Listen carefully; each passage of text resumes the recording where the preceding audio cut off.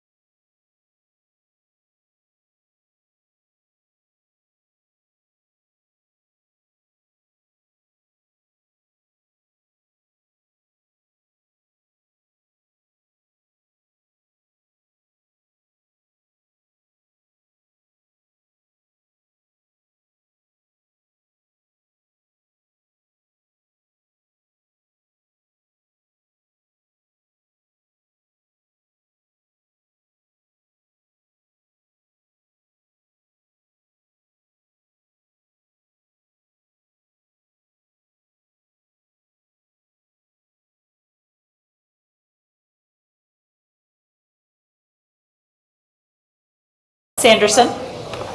Patey. Here. Ahart. Proctor. Here. Drotta. Here. Bertles. Here. I would like to welcome our guests and our visitors to tonight's school board meeting. At this time, I would ask all to stand for the Pledge of Allegiance.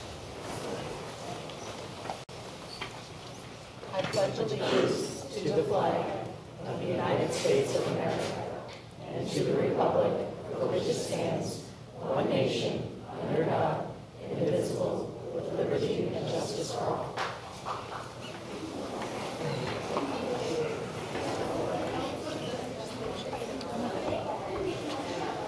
I will entertain a motion to approve the October 28th, 2024 agenda as it has been presented this evening.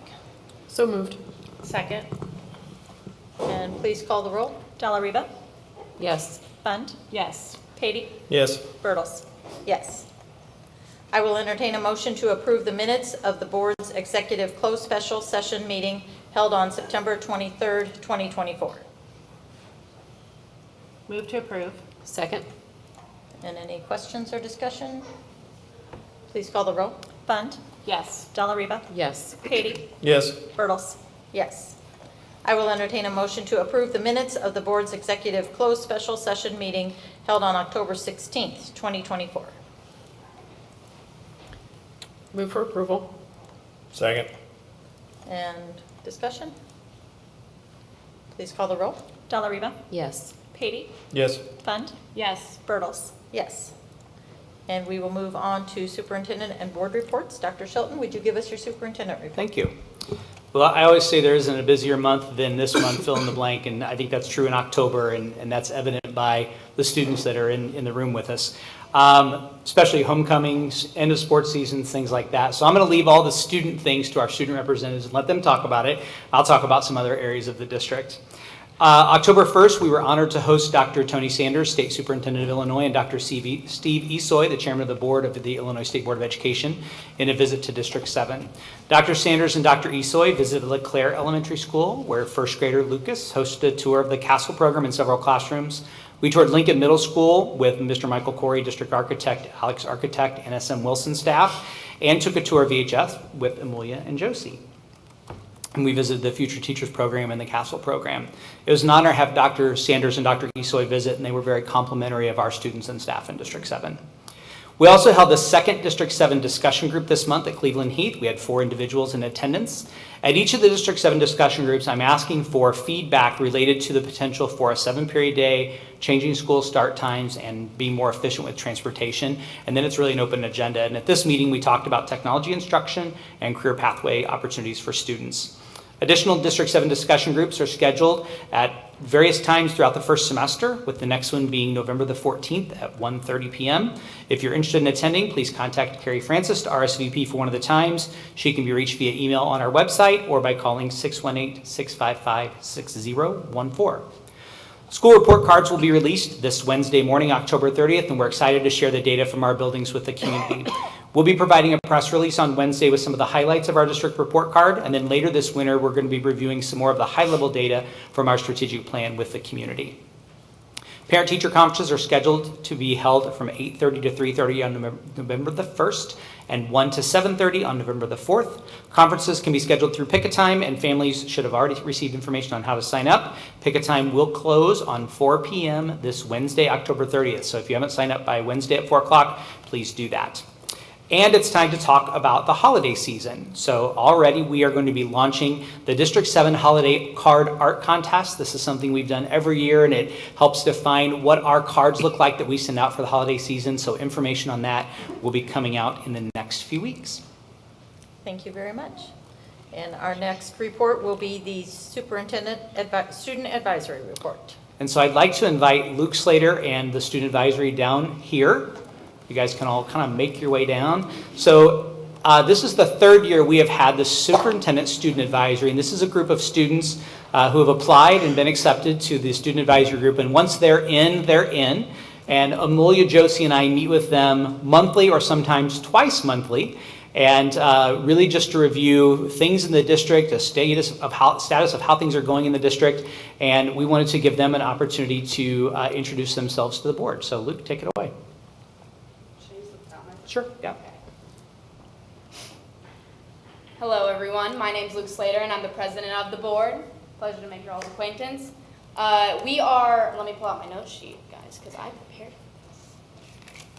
for this. We are the Superintendent Student Advisory Board. Most of our members are up here. Some couldn't be in attendance today.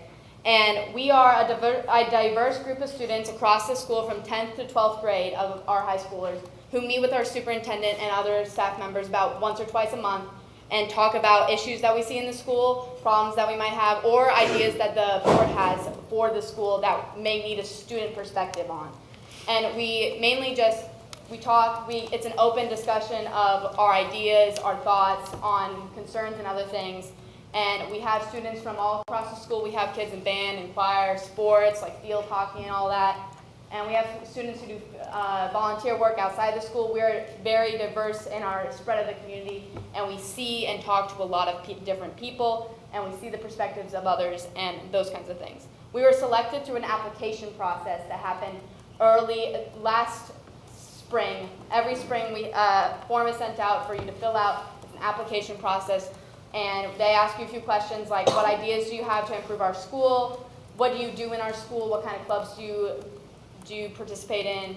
What elementary school you went to, so we can get a diverse group of people, and it's not just everyone coming from the same area. We have people who have moved in from different school districts that are on this board. We have people that have come from every elementary school here. We also are trying to make sure we represent the student body fully, so we don't just have kids in performing arts or sports. We have some kids who aren't a part of any clubs. We have every student that we can think of who can also reach out to others and get their perspective on things, so it's not just a few students who are representing this, it's really trying to be the whole student body. With our meetings once a month, they're run by me, the president, and a few topics are brought up by our superintendent, but the majority of our topics that we do talk about are brought up by our board members, which we see and then we talk about, and we try to find solutions for, or give us a different way that a student could possibly solve these issues. Some of the things that we brought up are like dress codes in previous years. The bathrooms was one of our superintendent's topics they talked about. We've also talked about how Tiger Den works and if there's any way we can make those better, and other opportunities that our students have. We've talked about career paths. We have talked about multiple different things in our board for topics. And one example is the bathrooms from last year. Our superintendent did bring it up. They brought it up to us in like, would you guys be okay with these kinds of things? It was an overall yes from our thing, but we also went out and talked to students and went, hey, if you had the gender-neutral bathrooms as an option, would you use them? We got a lot of yeses as that. We also got to see the design process and got to see different schools having similar designs and got to go tour those and bring them back to this board, alongside also being able to go back on the designs and decide which ones we preferred as students, and which ones we feel most comfortable using as well. And we've got to help walk through the process. We've got to talk to our designer and more of the board members about that. And now we're going to have our board members come up and say a little bit about themselves, what grade they're in, and all that kind of thing. And so my name's Katie. I'm a sophomore at EHS. It's my first year on the board, and the fun fact about me is I am on the basketball team. I'm Sophia Sweeney. I'm a sophomore at EHS. This is my first year on the board, and I play softball, and I'm also a guitarist. I'm Malik Amer. I'm a junior at EHS. This is my third year on the board, and a fun fact about me is that I spent 110 hours in the air over 27 flights. Hi, my name is Ella Carter. I'm a junior at EHS. This is my second year on the board, and a fun fact about me is I started a jazz band last year. My name is Aurora Wilhelm. I'm a junior. This is my second year on the board, and I was a flag in it. Good evening. My name is David Levine. I'm a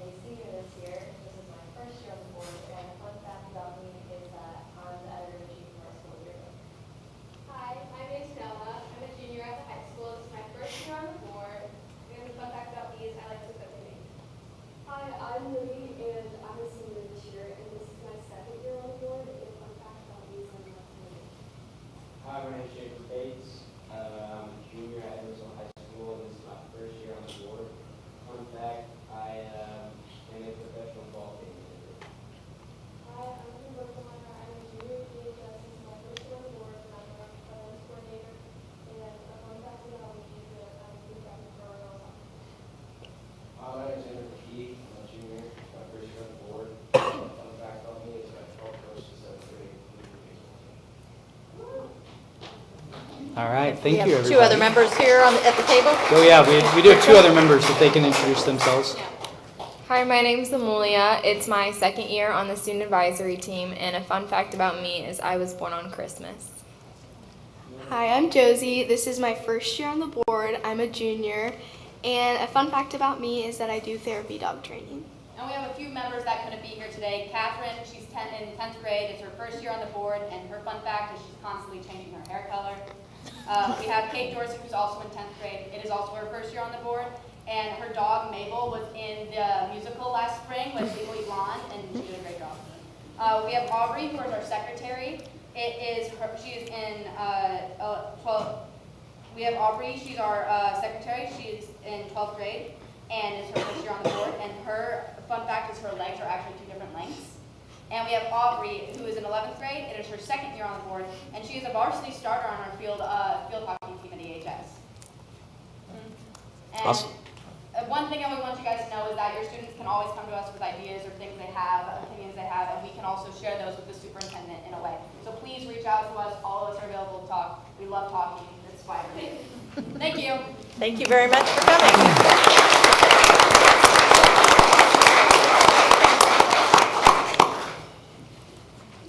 We appreciate the report and the tidbits of information about each of you, so thank you very much. At this time, we will do our student representative report, and the first one will be from Josie Proctor, who is our junior student representative. Thank you. It has been a busy month this month for District 7. Congratulations to Liberty Cross Country for their amazing performance at state. The boys team finished second overall at the IESA state meet. District 7 elementary and middle schools had their Red Ribbon Week, October 21st through 25th, where they participated in theme days to take part in the drug prevention awareness campaign. Glen Carbon students raised over $20,000 for the PTO Mighty Miner Challenge. This fundraiser will help support fun family events as well as building and classroom needs.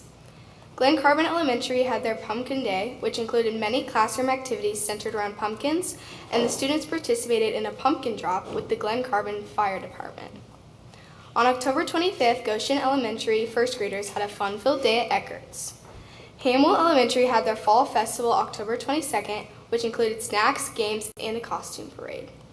Cassens has their family campus cleanup coming up on November 5th. Cassens invites you to stop by and help with tasks such as pulling weeds, picking up litter, and other projects around the campus. On October 25th, Cassens had their trunk or treat where kids were able to dress up and trick or treat with their peers. From October 28th to November 8th, Woodland will be participating in a food drive. Students are encouraged to bring boxed and canned goods to help support the Glen Ed Food Pantry. Their goal is 1,800 food items, and if they meet the goal, students will earn a pajama day.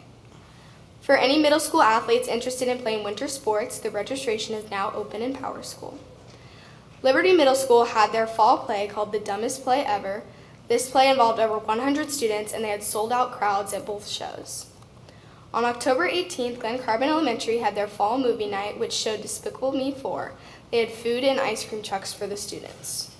LeClaire had their Leopard Leap fundraiser and were able to pass their goal of $20,000 and raised $20,382. So a big thanks to everyone that contributed. On Friday, October 18th, Columbus had their Move Like a Jaguar event where they participated in a walkathon and then enjoyed activities such as bounce houses, obstacle courses, music, and snacks. Congratulations to the Liberty 8th grade baseball team for winning second at state. Woodland had their Bobcat Prowl where students ran and walked laps and celebrated the final donation of $24,262. Congratulations to the Liberty Middle School softball team for placing third at state. And last but not least, reminder parent-teacher conferences are coming up soon, so make sure to get those scheduled. Thank you very much.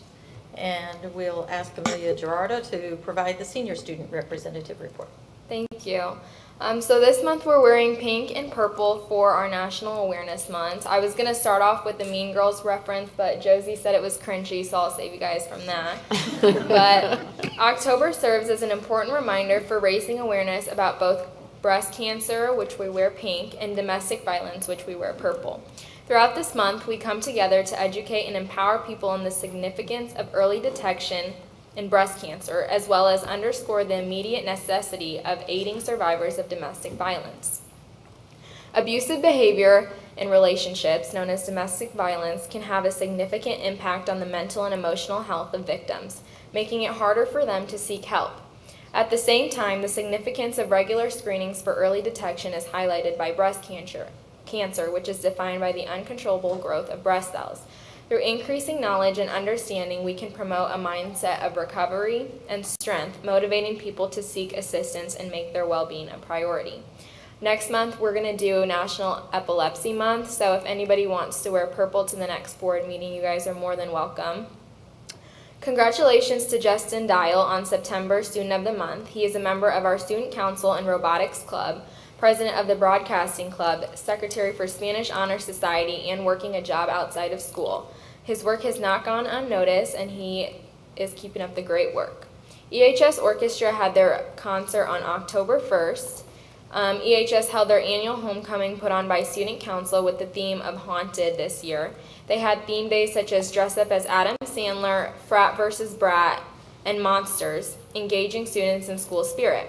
They had a great turnout to their homecoming parade and pep assembly held in the gym. EHS National Honor Society hosted Trunk or Treat in the school parking lot from 11 to 1 with lots of candy and cute trick-or-treaters. Students in the Future Teachers program visited Nelson for their first quarter field observation experience. Students enjoyed observing and interacting with the students at Nelson Elementary. Last week, EHS welcomed 16 German students and their 2 teachers from our partner school in Germany. During their stay, they are going to immerse themselves in American customs and experience all that EHS has to offer. The German students will be staying with current German students at EHS, and they'll have the opportunity to visit Germany in the summer. Last week, the group enjoyed a tour of EHS, the sports complex, and the RP Lumber Center. Girls lacrosse preseason is starting back up this November. Congratulations to the girls and boys cross country for winning conference and regionals and the Quincy Regional Championship. Shout out to the cross country all regional athletes, Morgan Poplar, Madison Poplar, Colin Thomas, Hugh Davis, and Cooper Wittick. And then congratulations to the Edwardsville Tigers volleyball team on clinching the Southwestern Conference title. 9 wins and counting. Huge congrats to the Tigers swimming and diving team on an epic senior night victory over O'Fallon. EHS tennis just finished up their season, swept the conference tournament, taking first in every individual bracket and first as a team. They won sectionals as a team as well. Katie Woods and Sophie Byron took first in doubles. Veda Komaneni and Bina Salemi took second in doubles, and Dia Kanan took first in singles. HOSA and NHS are hosting the blood drive on Monday, October 28th. The Youth Advisory Council is meeting with Senator Harris on October 14th. The marching band placed 35th out of 88 bands at Bands of America Super Regionals in Indianapolis, October 18th through 19th. Letters to Sala is opening November 8th and 9th. Be sure to buy tickets. Congratulations to Edwardsville Tigers boys soccer on an incredible win in the IHSA Regional Championship versus O'Fallon. And in August of 2023, 2 EHS students from the STEP program began apprenticeship, and they just recently got recognized for that 2 weeks ago. This year, 2 new EHS students will transition from that program into the expansion. Congrats to EHS football on a wonderful season. Good luck to them playing in York on the playoffs this Friday. And EHS girls golf had an 8th place finish in the IHSA championship. So, yep, quite a busy month for us at EHS. Thank you to both of you for your giving us Very all busy. the details. So it's always interesting to see and hear how busy all the students are. So that's great. At this time, does any board member have any report to share? I have something. It's a little personal, but I think this is a great venue for this. Talking about fun facts. My fun fact is that I spent pretty much most of my formative years between Eastern Tennessee and Western North Carolina. My mom grew up in Western North Carolina, and my father in East Tennessee. Sorry. If you've been paying attention to the news, that region is hit pretty hard. Sorry. I have family who has been directly impacted by the hurricane that hit the mountains.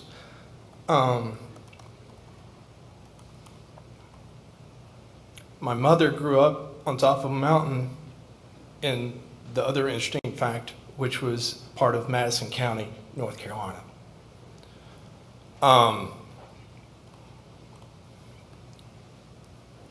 The farm where she grew up, we can't get to yet. There are no roads. Not the roads are down. There are no roads anymore.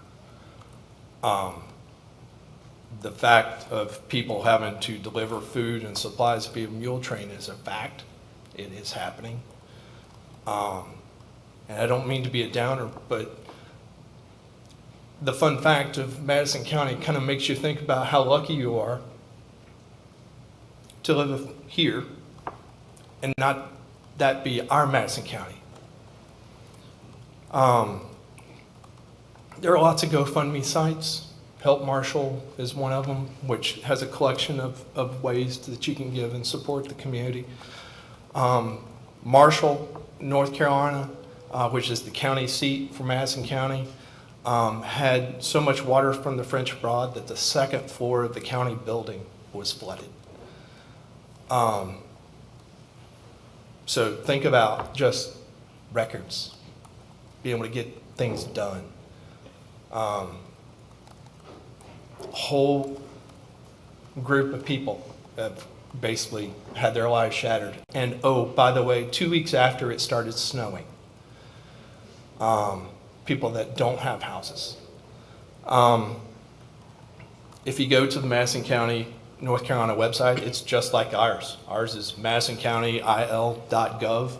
Theirs is madisoncounty.nc.gov. They've set up a hurricane relief link for anybody that wants to help provide access to financial access to their county to help, because it's a lot. Obviously, they have FEMA resources and all that, but anything people can do, I think, would be greatly appreciated. And just, if you do help, let them know Madison County cares. So that's all I got. Thank you. Any other reports from board members? We will move on to our recognition of visitors. At this time, I would like to introduce Kyle Stewart, Associate Principal at Edwardsville High School, who will recognize their Students of the Month for September. I would also like to recognize Michael Corey, Principal of Lincoln Middle School, who will recognize their Student of the Month for the month of September. Good evening, Dr. Shelton and District 7 board members. I'm here. I have the pleasure to be here to represent Justin Dial, a senior at Edwardsville High School, as was mentioned in our student report. Very successful student council member, Spanish Honor Society. He's the secretary of that club. He's the president of the robotics club, and he's the president of the broadcasting club. He has taken our broadcasting club to a whole nother level at athletic events. He's got the video board at both the stadium and at the gym, and just does wonderful things with that. All while keeping up with his studies, and has a 4.5 GPA. That includes 4 AP classes and 1 honors class. After this year, he's planning on attending a new university to study aerospace or electrical engineering. Congratulations, Justin.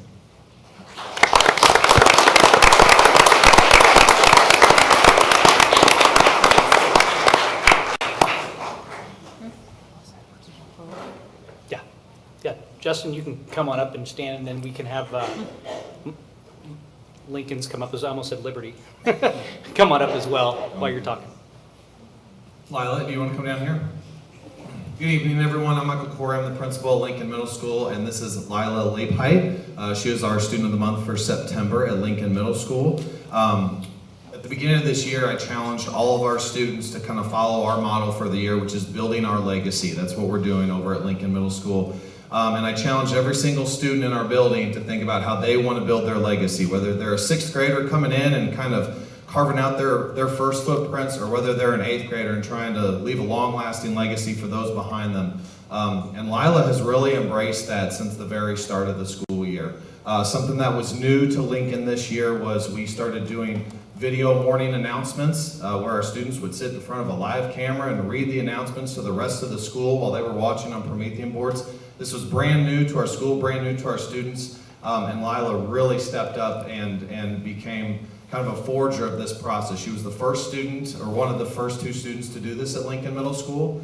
She's since done this most days, and she's also now in the process of training other students to do that. All of this leadership and excellence, all to go along with a straight A student involved in many extracurriculars, and just being a solid role model for her peers. So Lila, congratulations. We're super proud of you. Keep up the great work.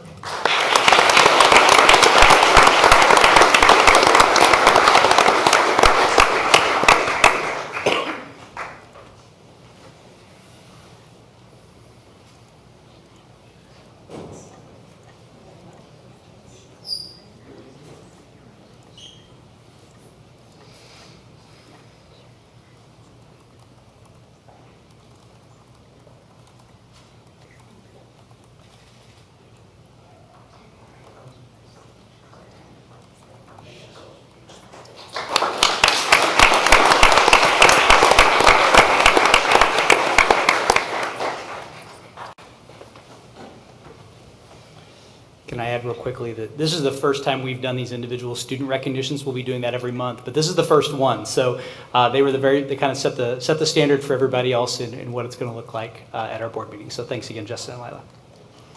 And we have 2 other recognitions as far as our students.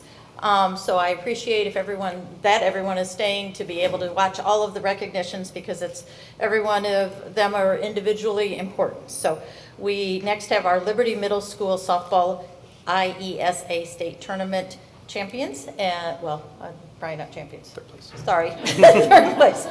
And we would like to welcome Melissa Edwards to come down and introduce the team.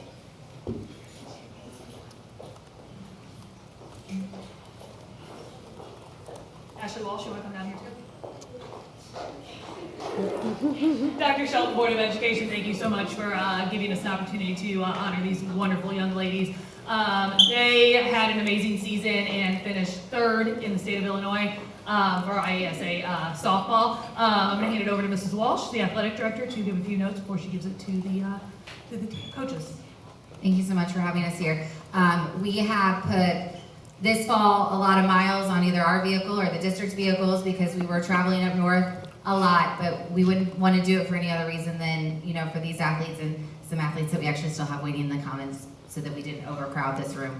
But I'm going to turn it over to Coach Katie Hoppy, our softball coach. I first want to thank our administration at Liberty, especially Ashley Walsh as her first year as AD. A lot of heat issues this year, a lot of rescheduling, moving things around, and she did a great job. I want to start by introducing our girls.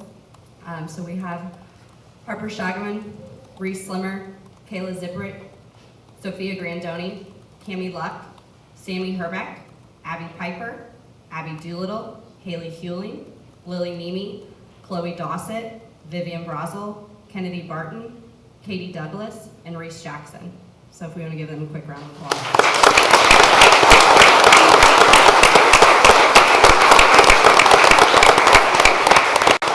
Took a different path this year, so I want to give a special thanks to Maria Smith and Michael Lynn. So they were first year coaches heading into it since me and Coach Butler were both out on maternity leave to start, so they did a great job setting the foundation for the girls. The greatest thing about the girls is our 3 wins in postseason. We were revenging some of our losses, so we got those back and made it to the state tournament, and we were really playing our best ball. So we want to thank the board, our parents, everybody. I think we had a great trip at the state tournament. Really enjoyed being able to spend time together and have that great experience, and hoping to make another trip back up there next year. So thank you.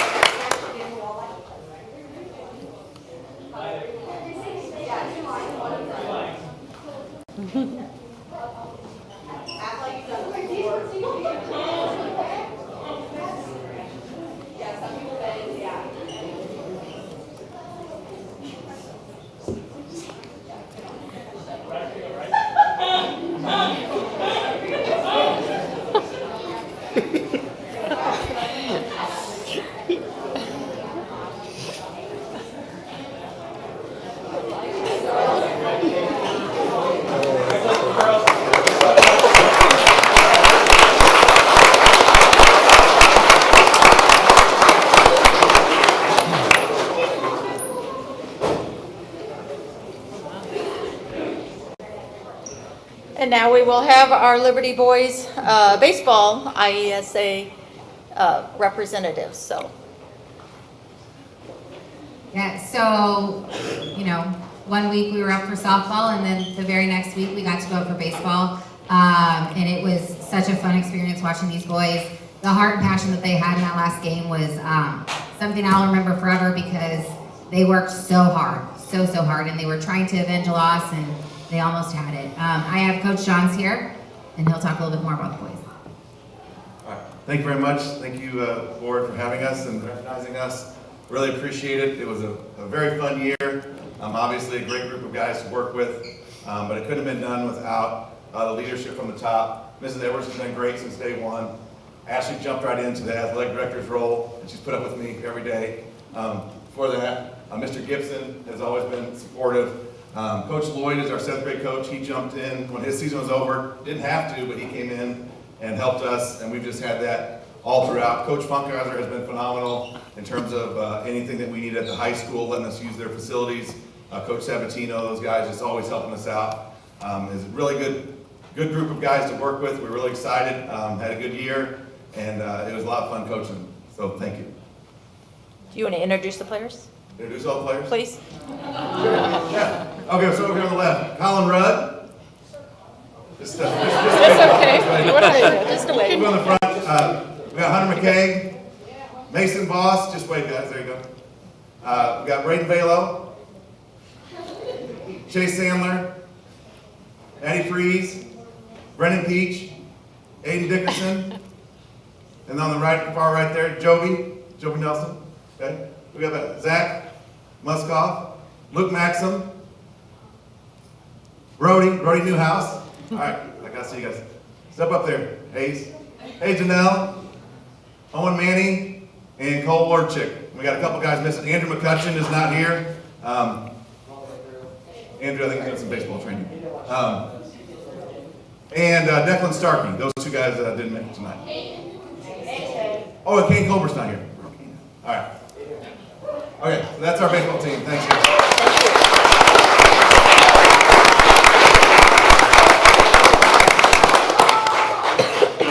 Excuse me. Bless you. Thank you.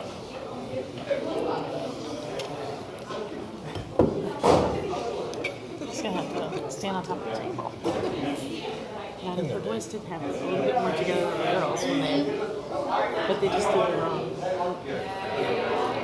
I like their waves. I'm trying to be cool. Yeah.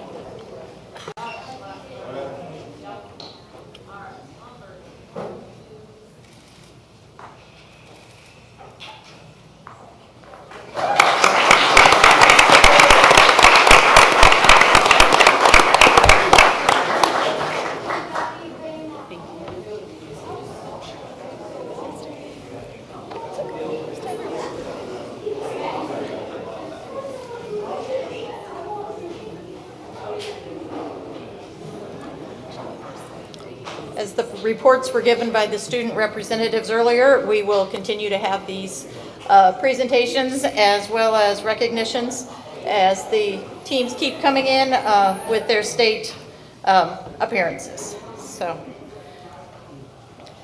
at this time, the board has set aside time for anyone wishing to address the board, and we had one, Sean Eckhoff, that had signed up. Would you please come and take a seat at the table? And you can use that microphone, please. Thank you.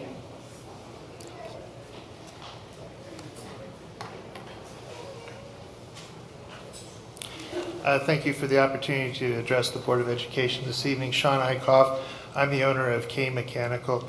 On October 7th, it was brought to my attention that an article appeared in the Intelligencer regarding the bids for the replacement of 2 boilers at Wharton Elementary. The article stated, and I quote, "King Mechanical was non-responsive to equipment specifications." What did that mean? What had we done or not done, and how could I correct that? As the owner, it's very important to me that we respond to all of our clients' requests and needs. So I dug in to see where we had gone wrong. I reviewed the board's September 23rd meeting minutes and recording of that meeting as well, and everything seemed to align with what was reported in the Intelligencer. I inquired with our staff, was provided with our proposal, and the documents submitted as part of that bid. So I still didn't understand why we had not, why we had been set as non-responsive to that bid for equipment specifications, as the district had provided no equipment specifications as part of the bid process. So the same day I submitted information to Ms. Francis, and she promptly replied. October 21st, 2 weeks later, I again contacted Ms. Francis and asked if there was a response forthcoming, and she said it was still being investigated and information being gathered. Today, I registered to speak tonight at the meeting, and within the hour, I received a response from the district in regards to the non-responsive. The email did state that the district had not requested any additional information from Kane in regards to our bid, and there was some inaccuracies in that response as well. I have not had an opportunity to respond to that email as of yet. Normally, I wouldn't pursue a response from the district to this level, but all three of the proposals that we provided, solutions in our proposal, were lower bids than were provided by Icon Mechanical, the awarded contract. And so I would just like to request that the Board of Education and the district review your policies in regards to these types of bids and how they're handled and how they're opened and how they're reported and responded to. I would still appreciate a continued dialogue on this specific issue and how this specific issue was handled and what I need to do different and how I need to train my people differently to respond to those requests from the district, because we value the relationship and the professionalism. If the statement that was made that we were non-responsive to technical specifications is found to be unfounded, I would like the board to amend the meeting minutes that were from September the 23rd to state that that was an unfounded response. Thank you very much for your time and consideration. Thank you very much. Is there anyone else that would like to address the board at this time?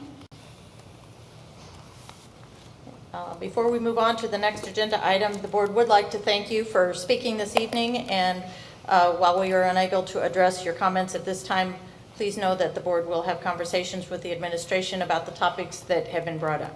You should expect to hear from Dr. Shelton or an appropriate staff member by phone or by email, so thank you very much. We will move on to our consent agenda items. And excuse me, would any board member like to remove any consent agenda item for separate action?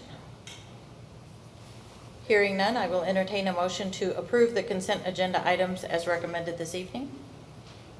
So moved. And a second? Second. Thank you. Is there any discussion? Please call the roll. Della Riva, Yes. Patey, Yes. Fund, Yes. Bertles. Yes. And we will go to our presentations. I would like to introduce Tara Fox, Director of Curriculum and Instruction, to provide a presentation on the professional learning communities, otherwise known as PLCs.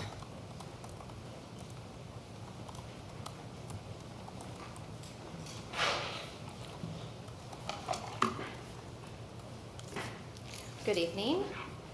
I am just providing a brief update. We were here at the last meeting with a larger group to talk more specifically about professional learning communities in District 7. So just to give a quick overview of that information, PLCs really kind of answers the question, what is it that staff members are doing on Wednesdays during that early release time? So professional learning communities, in a professional learning community, teacher practice and student outcomes are analyzed collaboratively, meaning each student's success is considered everyone's shared commitment. So this is a big part of our mission, vision, and values and how it connects to that. So our teachers are really working together to ensure that they are meeting the needs of students across the board. And so we're no longer looking at it as your students and my students, but rather these are our students and how are we working together to ensure that their success.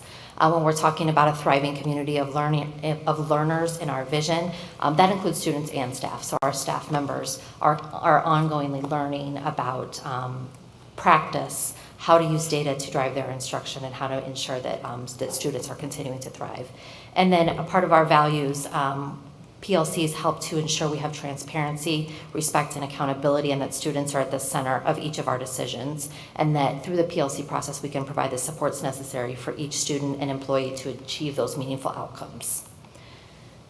So what is a PLC? So the sort of dictionary definition of a PLC is that ongoing process in which educators work collaboratively in recurring cycles of collective inquiry and action research to achieve better results for the students they serve. That's a lot of just kind of education speak. So basically what we're talking about here is working with the preponderance of educational research that says that when you look at the overall, what is it that influences student achievement the most, research will show you that it's that collective teacher efficacy. It's teachers working together. You see an effect size of 1.57, which in education speak means about almost 4 times what we would say is the average expectation of any sort of strategy. So a 0.4 effect size is what we would typically say a strategy that is working in a classroom has about that effect size. So the teachers working together has 4 times the impact on student achievement. So the PLC process really is what establishes that expectation in the classroom. So this is just a quick overview of if teachers are working together, that you have that teacher efficacy. What does that bring? That brings a collaborative culture into the school, not only on Wednesday afternoons, but just as a whole, that air of collaboration throughout the course of the day. Consistent priorities, common pacing across similar subject areas, similar courses. It promotes clarity. We all know that when students understand what is expected of them, when teachers are clear about what they want, that we have better outcomes. And then more importantly, teachers carry the load together. So everybody working together for the success of all students. 3 big ideas of a PLC. One is a focus on learning, which seems obvious, but really that switch from the focus on teaching what we're teaching kids to the focus on learning, really make sure we hone in on what's important. And so it doesn't matter as teachers, it doesn't matter what we taught exactly, it matters what they learned. So if we think we had the greatest lesson ever and all of our kids failed, we go back and we say, okay, my teacher friend over here, you did it better. How can we work together to ensure that we are using all of the strengths of each other to push our kids forward? And then number 2, a collaborative culture, which I've spoken about already, and then really a focus on results and making sure that we're data driven. And we're seeing that the outcomes from students are really driving the decisions that we make. That's the biggest kind of turn in a PLC process. 4 critical questions in a PLC. What do we want all students to know and be able to do? That's that clarity, so we are clear in exactly what we expect for students to know at the end of a course or at the end of a lesson or at the end of a unit. These are obviously focused around our state standards, but also the specific learning outcomes that come out of each of those standards to ensure that as a teacher team we know what those are, so that then we can ensure that the students know what they are. How will we know if students learn it? So this is where we look at our assessments. And then the 2 real important questions, 3 and 4, is how will we respond when students do not learn? So what do we do? How do we put in those safety nets for students? And also an important question is how will we extend the learning when the students already know it? So we're not reteaching those kids that already know it. We are pushing them to ensure that they are learning beyond.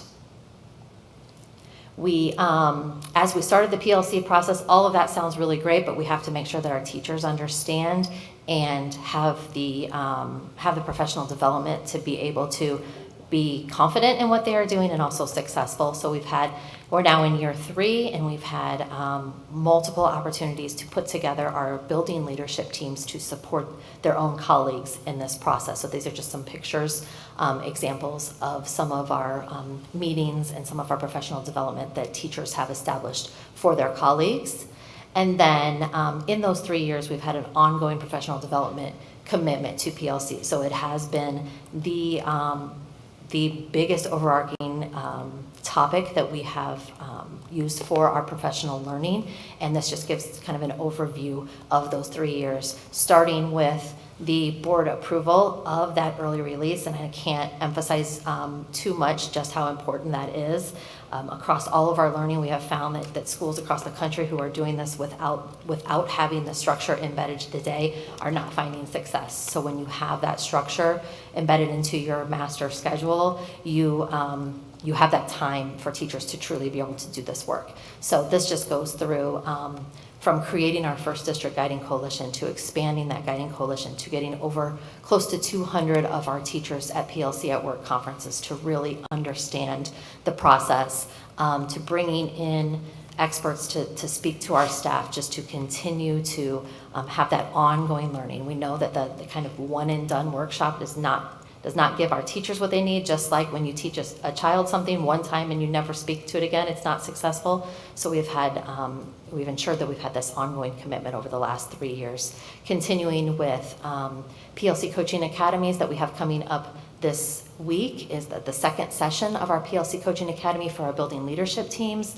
and then our District Institute Day for our staff who is not part of building leadership teams. They will also be continuing to learn about PLCs at the same time. So just continuing that ongoing commitment. And then the end here just gives sort of a picture representation of the essential characteristics of a PLC. So that focus on learning, collaborative culture, collective inquiry into best practice, action orientation to make sure that we are learning as we are doing the work, commitment to continuous improvement, and results orientation, so that data-driven. Just a really quick overview. Any questions? I don't have a question, but I would encourage everyone to go back to our work session from last week. It was streamed, and Mr. Corey, Mrs. Mulliken and Ms. Pontius. And Ms. Pontius did a phenomenal job. I mean, Terry, you did great.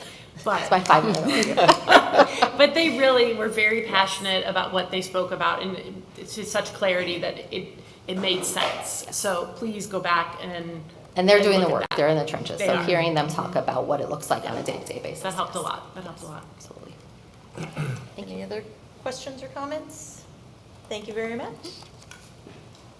At this time, I would like to introduce Christina Waquin, Senior Manager of the Han Camp PC, formerly Sobalter, I never have success with that, and Jabari, who will discuss the 23-24 audit. Good evening, members of the board. Han Camp's a lot easier to say. It is. Showalter and Jabori. So I'll give you that. So my name is Christina Jacquin. Thank you for having me this evening. I am Audit Senior Manager with Han Camp and in charge of the Edwardsville School District audit. So, okay, the 2023-2024 audit resulted in the issuance of our report related to your financial statements that are prepared in accordance with generally accepted accounting principles. In that report, we give our opinion. Our opinion is unmodified, meaning that the financial statements are fairly presented in all material respects.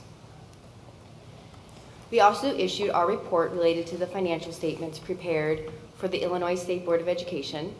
It is our opinion that those statements are also fairly presented in accordance with the regulatory provisions prescribed by ISB.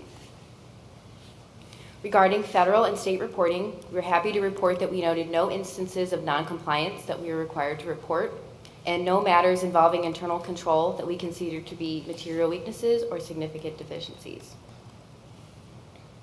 With regard to the June 30, 2024 fund balances and other financial highlights, without considering the student activities, the district's operating funds ended the year with an overall fund balance of approximately $32.2 million, which is an increase from the prior year of approximately $800,000. The district ended the fiscal year with a fund balance revenue ratio of 33.8% within its operating funds. During the 2023-2024 fiscal year, the district continued the process of restoring the working cash reserves and embarked on the first phase of construction projects as a result of the bond referendum passed in April of 2023. The district utilized an ARP digital equity grant and remaining ESSER 3 funds to assist in the funding of replacement devices and technology infrastructure. With this large budget item, the district does need to remain diligent in planning for future costs to support the maintenance and replacement of the already purchased devices and infrastructure, and the upgrades in additional technology infrastructure and the purchase of additional student devices. While the financial condition of the district has improved over the last 3 years, there is always the continued need to closely monitor the finances of the district.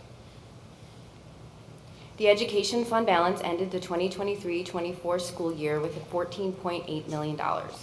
Due to lower CPPRT and federal grant funding, district staff cost additions due to the exhaustion of the ESSER III funding, new certified stipends, new certified teaching and assistant principal positions, and increased costs due to inflation, the education fund balance is projected to decline approximately $2.5 million to a balance of approximately $12.3 million as of June 30, 2025.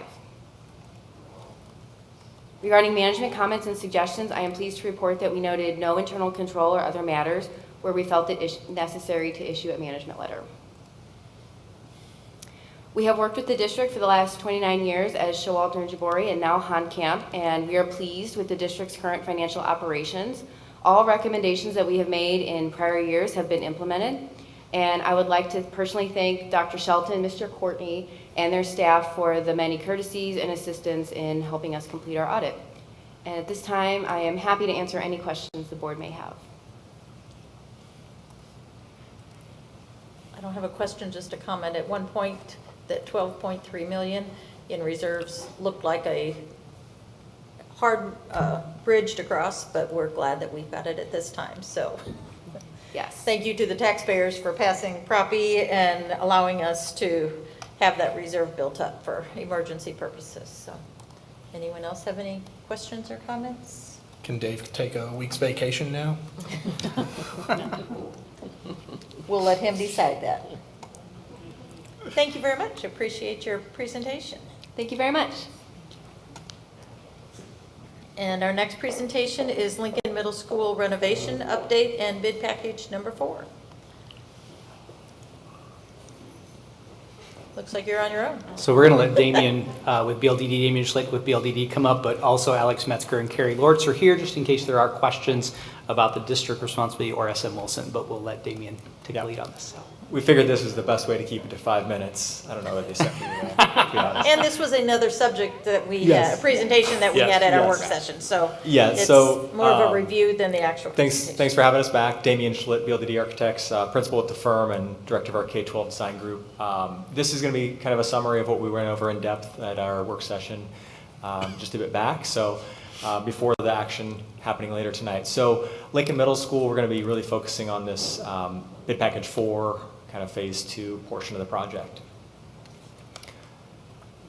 So looking at this, Carrie went through this a little bit last time when we spoke, but our DD estimate from January was about $46.14 million. The proposed GMP that's being brought for consideration, and I'm sure there'll be further questions with that as an action item later, $46,351,000.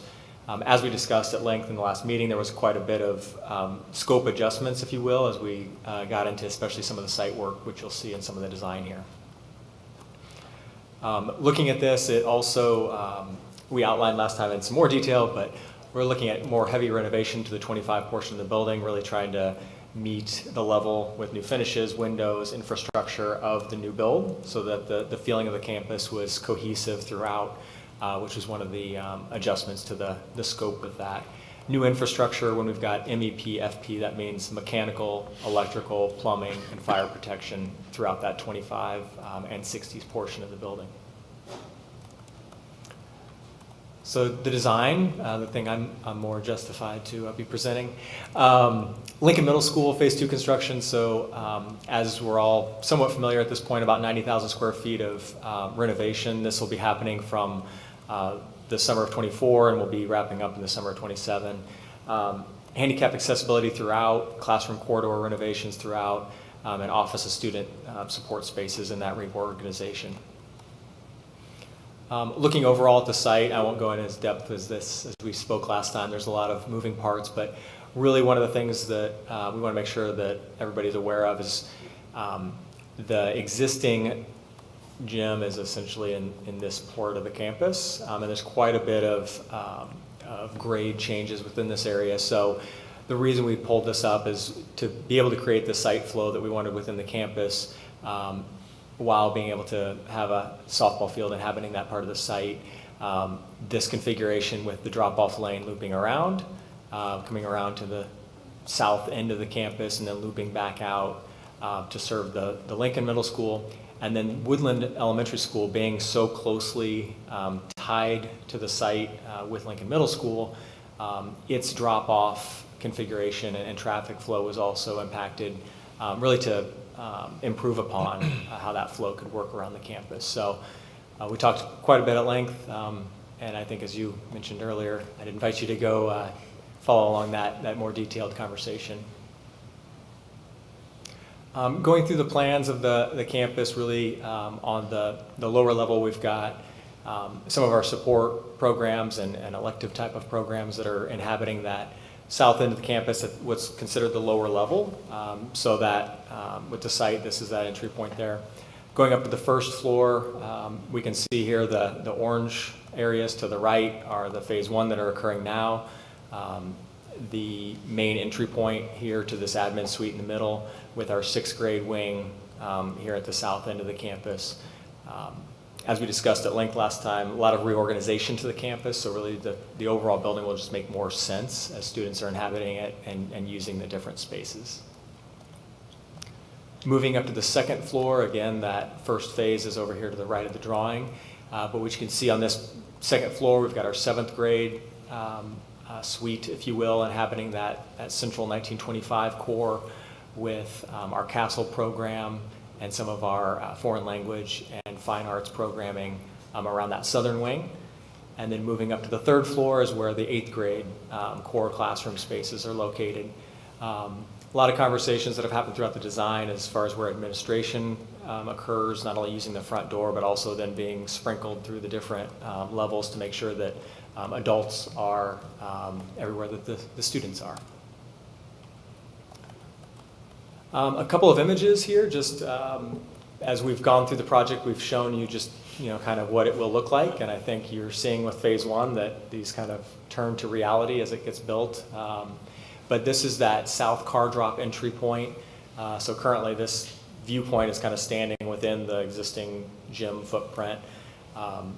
This is the end of those corridors. We've got some nice daylight coming in there, and you can start to see glimpses of the back courtyard zone that I'll show you some images of here in just a moment.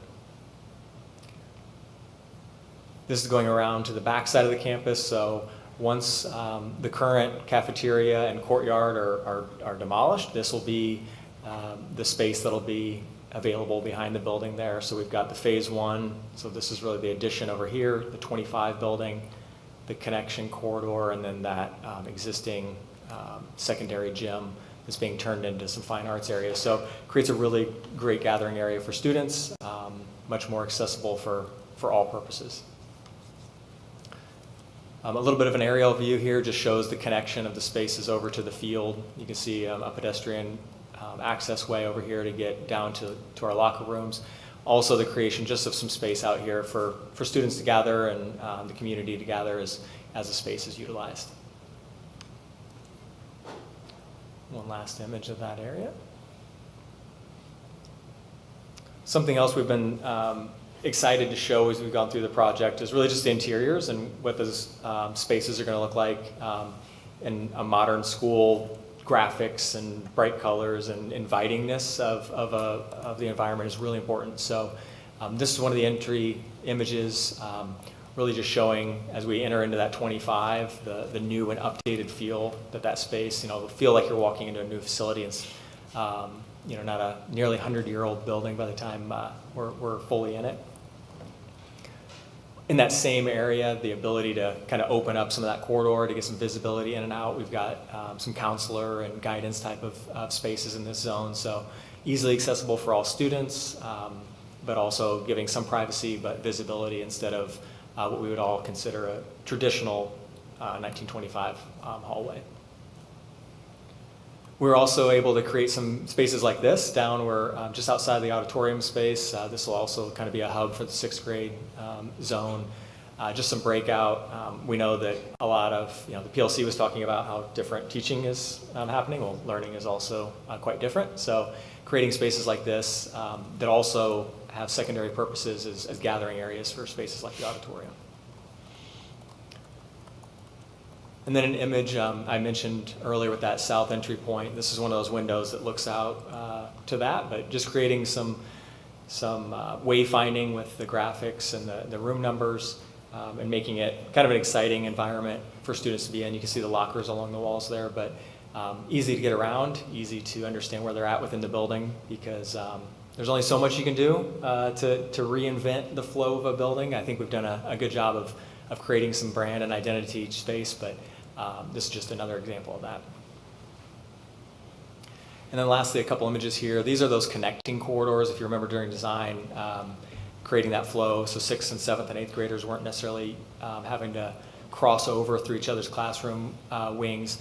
These two corridors connect and actually have some visibility from that courtyard. So the graphics here showing, Lincoln out there. Again, just paying homage to the importance of the name that this building is named. And then one last spot here. This is the current sloped area. This is behind where the castle program will be located. Again, just another opportunity to infuse some of the mottos, if you will, of the Lincoln Middle School within just the everyday circulation as students are walking around.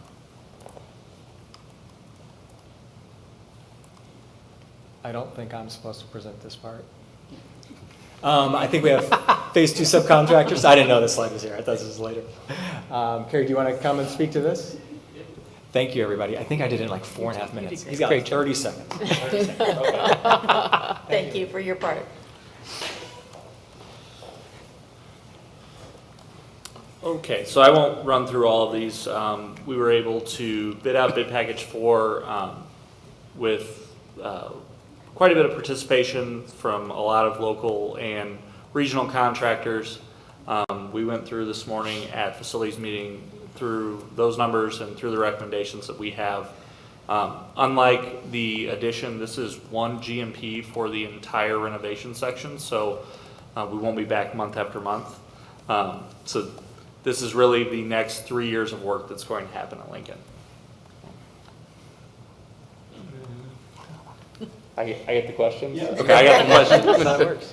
That was If your you want 30 to talk seconds. design, Yes. I can do that. Any questions from board members or comments? So when you say GMP, could you just explain what that means? Sure. So GMP stands for guaranteed maximum price. So when we're talking about this, it's we're talking not only the subcontractors' quotes, but there are allowances and contingencies built in for certain items that may pop up.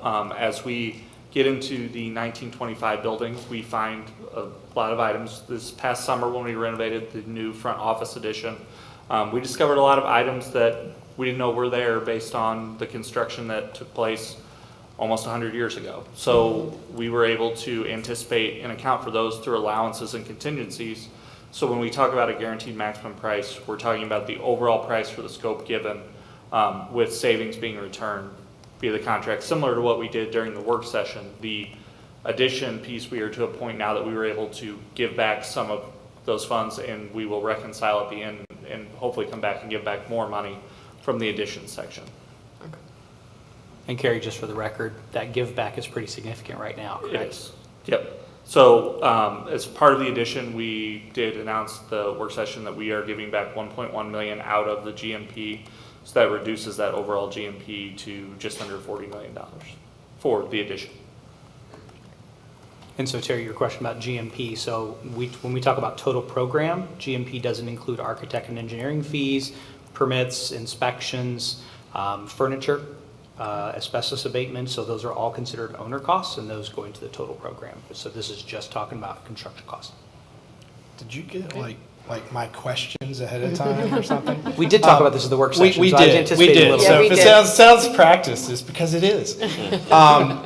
So I do want to hit a couple of points though, and foot stomp kind of I think the direction she was going in that this is hopefully the last time we will be approving a major portion of the Lincoln construction. To your point, there may be some delta, the furniture and additional stuff that goes part of that. I guess for you, I just kind of want to connect the dots because I'm all about making sure that consistent message and all that kind of stuff, because I know a couple of people have gone to the SM Wilson website and they see 3 phases and the way things are. this encompasses all the phases that's on your website as well. So it's all, if people are going and trying to understand, you know, there are 3 phases, but there are 4 bids and all that, this is the whole thing. Correct. So this is the next, so when we talk about phases, we're breaking up into school years. Right. So we have summer work and then we have school year work. So when we talk about the 3 phases, we had the addition, we have kind of the 1925 building, and it goes over into what we call the knuckle, and then kind of the gym site work portion. So there are summer work, but then overall big picture, there are 3 big phases that happen through this whole process. This is for the balance of the work at Lincoln, as far as we know today and what Damien has presented. If you were listening in the, like at the early part right after the bond passed in April, May 2023, we talked about 7 bid packages, and that Lincoln was going to be 7 bid packages. And we got to, I think it was in number 2 bid package, we kind of decided that we could probably put 4, 5, 6, and 7 all in one package, that it just made more sense to bring it all together in one completion of the project. And so that's what today is really bid packages, what used to be 4, 5, 6, and 7, all encompassed into one. So one more question, Carrie. So the phase 1 construction, that's going to be completed when? Phase 1 will be done by May of 25. Our portion will be complete. So the intent is that before summer starts, there are FF&E, so furniture and things being moved into that space. So that's not a summer activity. We have plenty of other work to do at Lincoln during the summer, and we don't need to be inside that building at that point. So, and in the slide, it also said then phase 2 also starts in summer of 25? So phase 2, yes, we'll complete the 1925 first floor corridor. That allows connectivity throughout the school year between what most people consider the old gym that is there and the new addition that's happening. So the first floor will be complete, and that will allow connectivity back and forth between the areas while we're renovating the 2nd and 3rd floor of 1925. Okay, and then after that, then that whole section? That whole section's turned over. We have more summer work, some auditorium, and some of the fine arts areas get worked on during that following summer, so that would be summer of 26. We actually work on that, and then we turn those areas over, and we take the gym section in the last bit of the southern half of the building, and we finish that during that school year. And then summer of 27, so we do some stairwells in Lincoln, and it's complete. Good, thank you for walking us through that. So, and then I guess between now and the summer of 25 is coming up with that plan about moving classrooms and sort of making the space so they can go in and do the renovation and where all that. So more to come as far as that process and where all that's going to go. Correct, and we will start some site work that we're able to do early as part of this work to allow us to potentially turn some spaces over even earlier and to relieve some congestion in other areas of the district by doing it early. So. And I think it was noted at our work session that no asbestos will be removed or disturbed when there's students there. All of that will be done during the summer, or if it might happen during a break or something like that.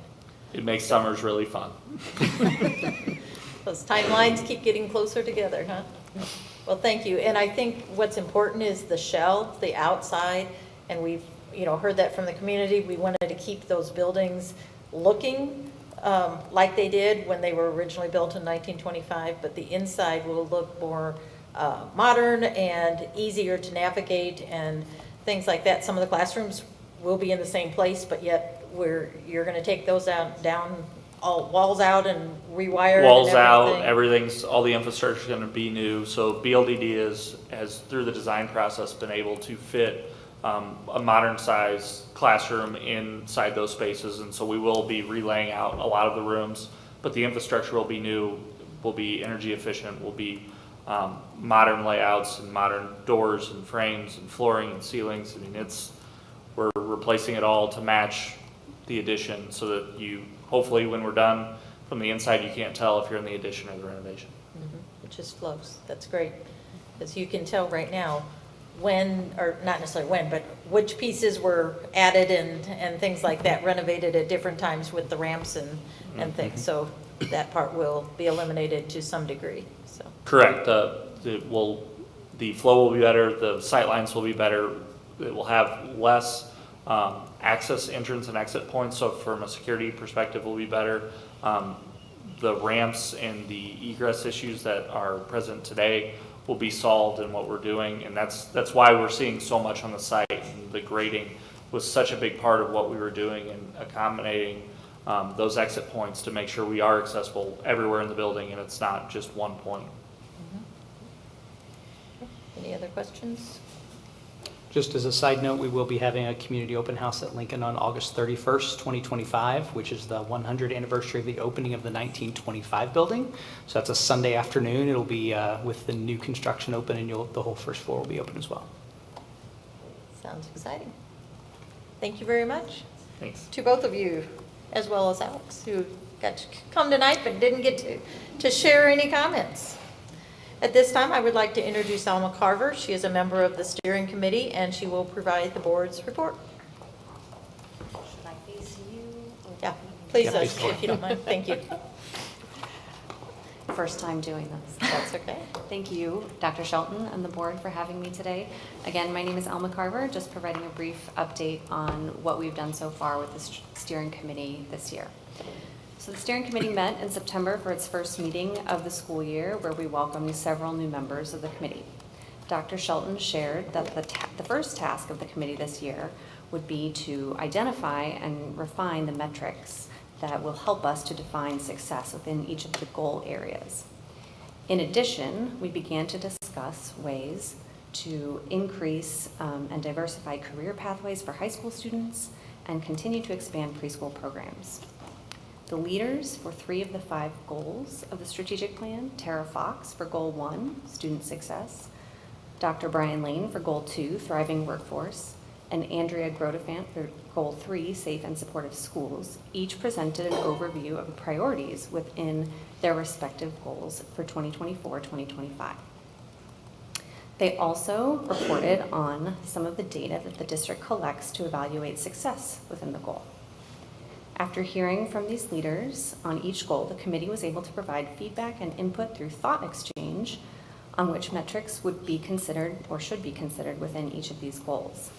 While they're still being refined, at a high level, we identified a few goals or a few metrics for each goal. So for example, Goal 1, we identified FastBridge ELA data, number of students participating in career and technical education courses, and student attendance. For Goal 2, improving employee retention rates and employee satisfaction rates. And Goal 3, student and staff belonging and school climate. At the end of the meeting, Dr. Shelton previewed the feedback in real time that we provided through Thought Exchange and encouraged steering committee members to continue to review the Thought Exchange information themselves and provide additional feedback. Our next meeting is scheduled for tomorrow, October 29th, where we will review a draft of what the data dashboard may look like for goals 1 through 3 and begin to discuss and define metrics for goals 4 and 5. Thank you very much. Thank you. And I would like to introduce Jody Cox, and she is a member of the Equity Advisory Council Committee. And please come up and give your report. Thank you.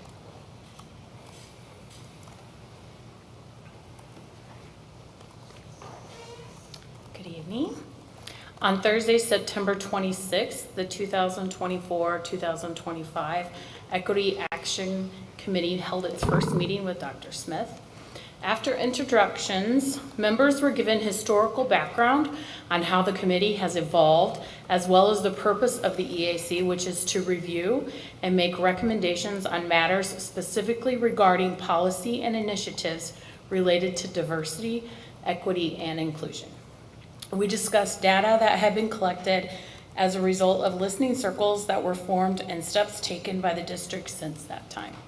For example, the mandatory implicit bias training offered in person and a virtual option to staff, building visits with staff engaging in discussions about inclusive classrooms and schools, the creation of the staff-only Inclusive Insights staff newsletter highlighting events and sharing additional professional development opportunities, the appointment of DEI building reps at each school, providing a platform and encouraging students to share their experiences and suggestions for change, encouraging and allowing open dialogue for teachers and administrators, safe to speak up reporting platform implemented for parents and students, a development of support groups for staff, conducted panorama survey to students measuring sense of belonging, so measuring their sense of belonging and where they're at the school,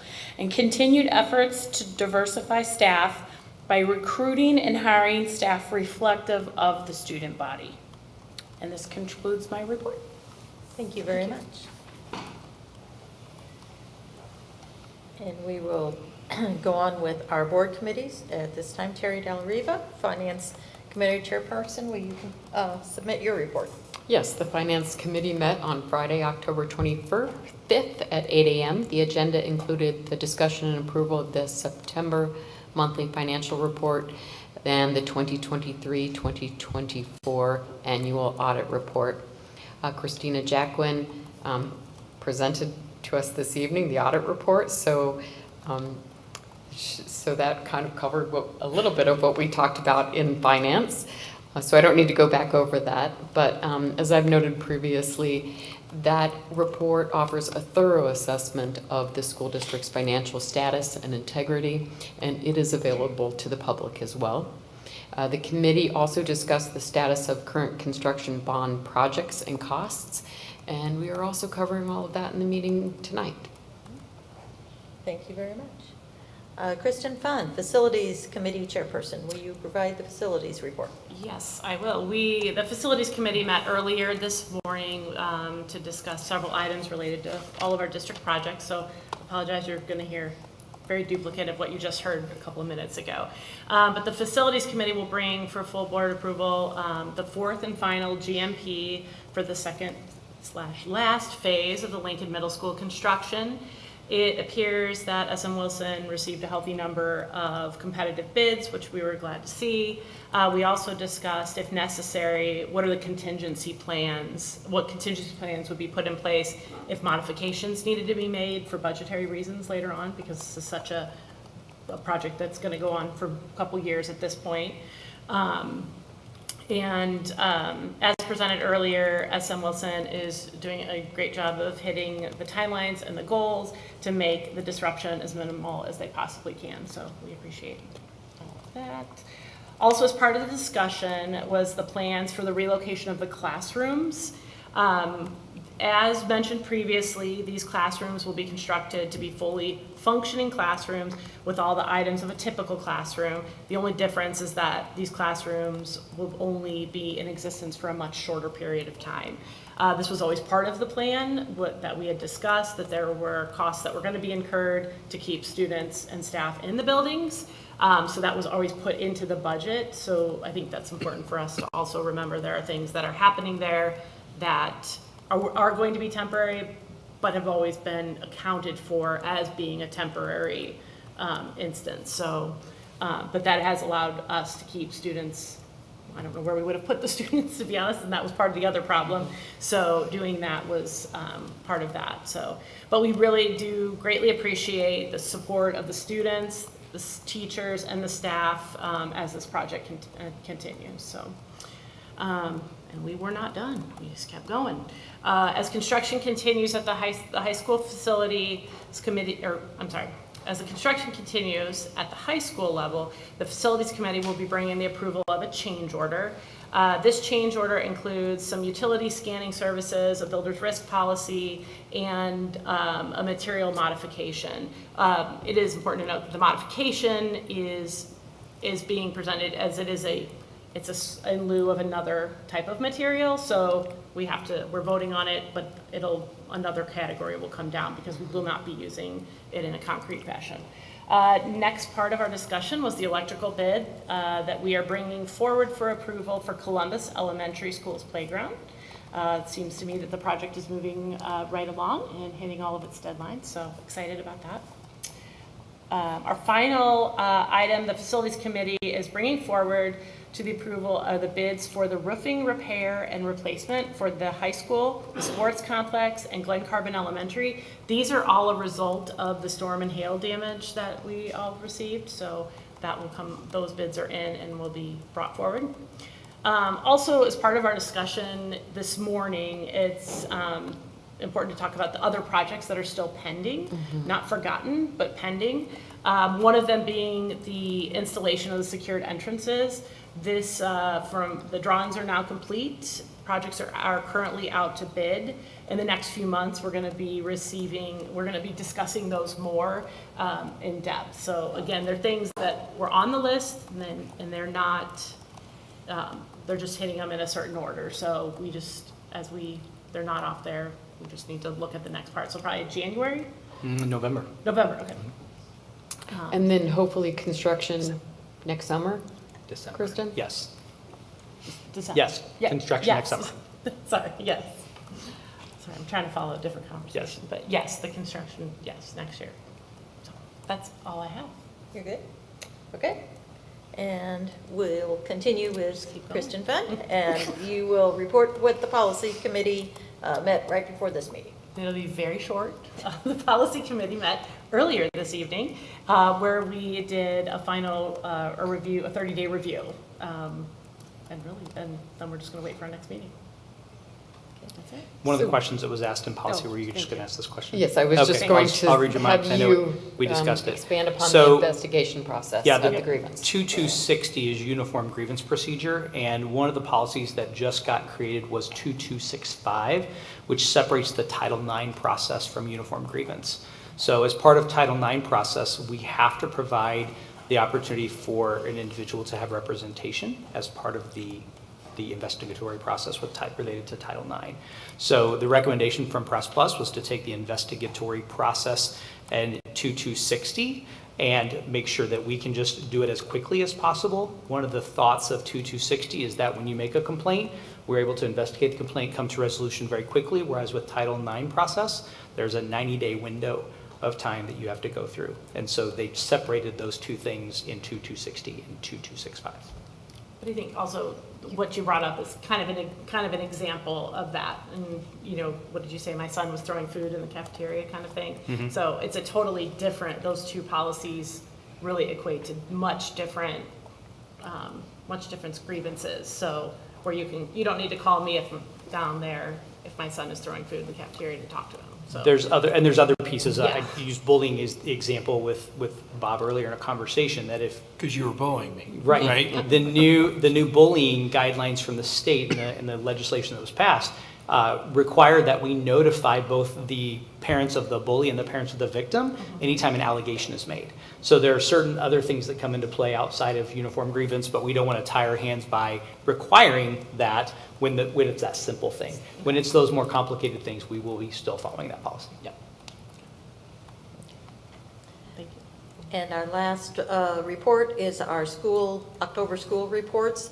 These are submitted by the administration from the various buildings, and they reflect some of the things going on in the schools, whether it's with the staff, with the students, with PTOs and things like that. And those are all accessible on board docs for the public to see. And always exciting to see what each of the buildings are doing individual things as well as district-wide activities. So thank you to the principals for submitting those. And we will go on to our action considerations, and first of which will be the approval of action item 8.1. Dr. Shelton. Thank you. It's recommended that the Board of Education approve personnel matters related to the resignations and retirements of employees as discussed earlier this evening in executive session. Move to approve. Second. And questions? Please call the roll. Fund? Yes. Patey? Yes. Della Riva? Yes. Bertles? Yes. Approval of action item 8.2. Dr. Shelton. Thank you. It's recommended that the Board of Education approve personnel matters related to the appointment, employment, compensation, or transfer of employees, pending required certifications and professional educator license, completion of paperwork, and all background fingerprint checks completed and cleared as discussed earlier. Move to approve. Second. And questions? Please call the roll. Fund? Yes. Della Riva? Yes. Patey? Yes. Bertles? Yes. Approval of action item 8.3. Mr. Courtney. Thank you, Mr. Bertles. Recommended the Board of Education approve the district's 2023-2024 audit as performed by HonCamp PC. Move to approve. Second. And Further questions? Please call the roll. Patey? Yes. Delariva? Yes. Fund? Yes. Bertles? Yes. Approval of action item 8.4, Mr. Courtney. Thank you, Mr. Reynolds. Recommended the Board of Education approve the Lincoln Middle School bid package number 4 contract awards as listed. Move to approve. You don't want to read all of those? Could you read those, Dave? Second. Any questions? Anyone looking at the agenda, you'll see we Yeah. would be here until after 9 o'clock if you did all of the different businesses. Please call the roll. Fund? Yes. Delariva? Yes. Patey? Yes. Bertles? Yes. Approval of action item 8.5, Mr. Courtney. It is recommended that the Board of Education approve the assignment of construction contract awards for Lincoln Middle School bid package number 4 by the Board of Education of Edwardsville Community Unit School District 7 to construction manager S.M. Wilson. Move to approve. Second. Okay, is that where we're at? Okay, I'm sorry, I was, okay. Any discussion? Please call the roll. Fund? Yes. Delariva? Yes. Patey? Yes. Bertles? Yes. Approval of action item 8.6, Mr. Courtney. Thank you, Ms. Bertles. Recommend the Board of Education approve the final GMP contract with construction manager S.M. Wilson for Lincoln Middle School bid package number 4. Move to approve. Second. And questions? Please call the roll. Fund? Yes. Delariva? Yes. Patey? Yes. Bertles? Yes. Approval of action item 8.7, Mr. Courtney. Thank you, Ms. Bertles. Recommended the Board of Education approve a change order to the final GMP contract with construction manager Holland Construction Services for Edwardsville High School Commons Expansion Project in the amount of $33,444.23. Move to approve. Second. And questions? Please call the roll. Fund? Yes. Delariva? Yes. Patey? Yes. Bertles? Yes. Approval of action item 8.8, Mr. Courtney. Thank you, Ms. Burrows. Recommend the Board of Education approve the bid from JF Electric to complete electrical work associated with the renovation of the Columbus Elementary School playground in the amount not to exceed $63,063. Move for approval. Second. Oh, no. Oh, no, you beat me to it. Questions? When actually will all this work get started or completed or finished? Do we have a timeline on it? Mid-November. It'll be completed mid-November. By November? Should be in the middle of November. Okay, that's good news. Please call the roll. Delariva? Yes. Fund? Yes. Patey? Yes. Bertles? Yes. Approval of action item 8.9, Mr. Courtney. Thank you, Ms. Burrows. Recommend the Board of Education approve the roofing repair replacement bid for Edwardsville High School sports complex facilities in Glen Carbon Elementary School from Shea Roofing in the amount of $806,275. And I will add, as Kristen said, these will be paid for by the insurance proceeds received as a result of the hailstorm in March of '24. And you also said that money is actually being paid for by the insurance carrier, right? Right. Okay. So we are bidding the contracts, and the contracts will be in the district's name. There is money already set aside from our insurance carrier to pay for these roofs as they come. There'll be a second phase that we will have in the spring for 4 other buildings that need to be done as well. And so you won't find this in the budget, in our annual budget anywhere? No.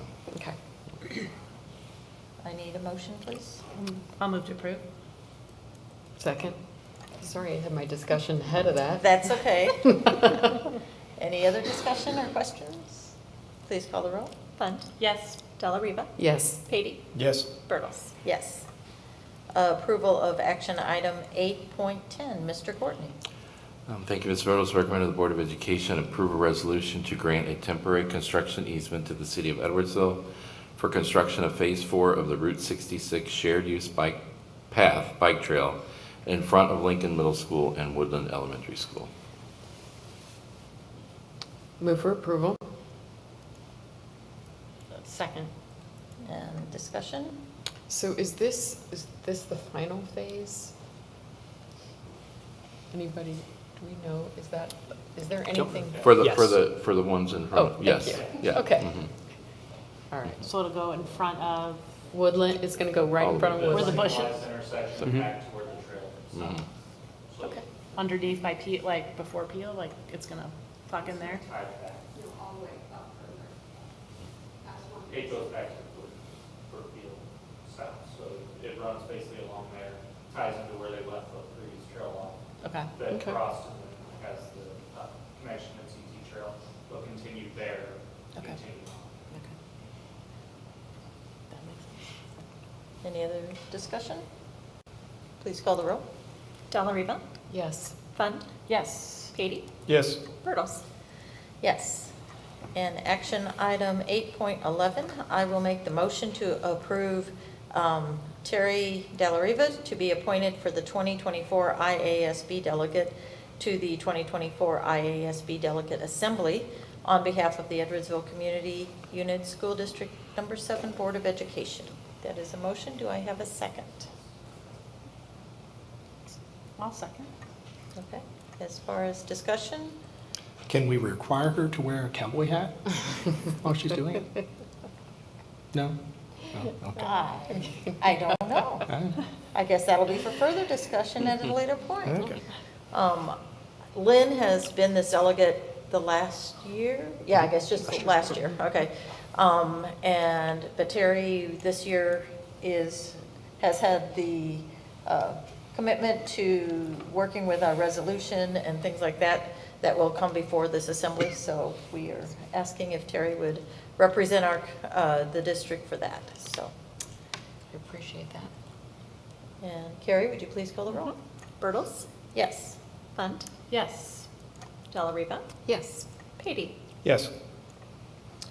And that is the end of our action items. Are there any board members that would wish to share any announcements at this time?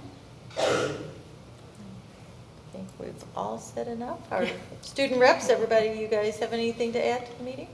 Happy Not today. Halloween. Happy Halloween, there you go. Okay, seeing no further business, may I have a motion to adjourn? So moved. And a second?